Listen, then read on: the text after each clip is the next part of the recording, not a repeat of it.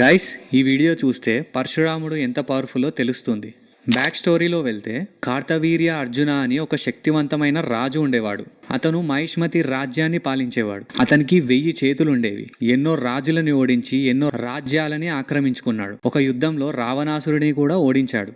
అయితే ఒక యుద్ధం నుంచి తిరిగి వెళ్తున్నప్పుడు మధ్యలో జమదగ్ని మహర్షి ఆశ్రమం కనిపిస్తుంది. అక్కడ సేవ తీరడానికి సైన్యంతో రాజు కూడా వెళ్తాడు. జమదగ్ని మహర్షి వాళ్ళకి స్వాగతం చెప్పి అందరికీ భోజనం పెడతాడు. అయితే ఆ ఆశ్రమంలో కామధేను అని ఒక దివ్యమైన ఆవు ఉంటుంది. ఈ ఆవు కావాల్సినంత భోజనం, ధనం ఇంకా ఆశీర్వాదం ఇస్తుంది. ఆ ఆవుని చూసిన రాజు ఆకర్షితుడయ్యి దాన్ని తనకి ఇచ్చేయండి అని జమదగ్ని మహర్షిని అడుగుతాడు. కానీ మహర్షి నిరాకరించడంతో దాన్ని బలవంతంగా తీసుకెళ్లాలని ప్రయత్నించినప్పుడు మహర్షి అడ్డుపడతాడు. ఆ సమయంలో రాజు తన ఖడ్గాన్ని తీసి మహర్షి తలని నరికేస్తాడు. తర్వాత కామధేను ఆవుని తనతో మహిష్మతి రాజ్యానికి తీసుకెళ్తాడు. అప్పుడే పరశురాముడు ఆశ్రమానికి తిరిగి రాగానే తన తండ్రి తల లేకుండా చనిపోయి ఉంటాడు. అది చూసిన పరశురాముడు చాలా కుంగిపోయి ఆగ్రహంతో కన్నెర్ర చేసుకొని పగ తీర్చుకోవడానికి ఆ మహాశివుడు ఇచ్చిన గొడ్డలితో కర్తవీర్య రాజుపై యుద్ధానికి వెళ్తాడు. ఆ భయంకరమైన యుద్ధంలో పరశురాముడు రాజుకి ఉన్న 1000 చేతుల్ని నరికేసి చంపేస్తాడు. అలా ప్రతీకారం తీర్చుకొని